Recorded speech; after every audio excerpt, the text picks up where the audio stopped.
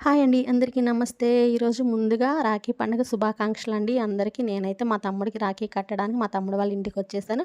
మరి మీరు కూడా మీ తమ్ముడికి కానీ, అన్నకి కానీ ఈరోజైతే రాఖీ కట్టి హ్యాపీగా ఫీల్ అయ్యారా? ఈలోపు మా తమ్ముడైతే స్నానం చేసి రెడీగా ఉన్నాడనమాట రాఖీ కట్టడానికి. నేను కూడా రెడీ అయిపోయాను రాఖీ కట్టడానికి. ఈలోపు మా తమ్ముడు కొంచెం కామ్‌గా ఉంటాడా, ఉండడు. కొంచెం అప్పుడప్పుడు ఇలాంటి కామెడీస్ చేస్తుంటాడనమాట. వాడు కొంచెం చూసి చూడనట్టు అలా వెళ్ళిపోండే మీరు. కానీ వాడికైతే నేనైతే ఫస్ట్ బొట్టు పెట్టేసాను. బొట్టు పెట్టేసి చూడండి ఎలా చేస్తున్నాడో వాడు. సరేలే మనం ఏం చేస్తాం, వాడు కొంచెం కామెడీగా ఉన్నాడుగా, మనం కూడా ఇంక నవ్వుకుంటా హ్యాపీగా వాడికి రాఖీ కట్టాను.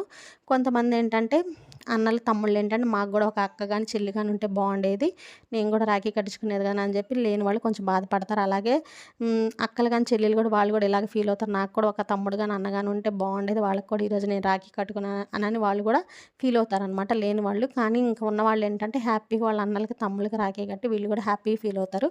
మా తమ్ముడు ఈలోపు ఏం చేశాడంటే కాళ్ళు మొక్కాలా అని చెప్పి ఏదో మొక్కనట్టు అలా మొక్కున్నాడనమాట. నేను కూడా అక్షింతలేసి హ్యాపీగా ఫీల్ అయ్యాను. ఇంక వాడు కూడా రాఖీ కట్టించుకున్న తర్వాత ఈరోజు మా తమ్ముడు నాకు గిఫ్ట్‌గా ఒక శారీ కొనిచ్చాడనమాట. పోనీ వాడికి ఉన్నంతలోనే వాడు ఏది తీసిచ్చినా నేను హ్యాపీగా ఫీల్ అవుతాను. వాడు ఏది ఇచ్చినా పర్వాలేదు నాకు. కానీ అట్లా నేను తీసేసినట్లేదని మంచిగానే శారీ కొనిచ్చాడు చాలు. నేను కూడా హ్యాపీగా ఫీల్ అయ్యాను.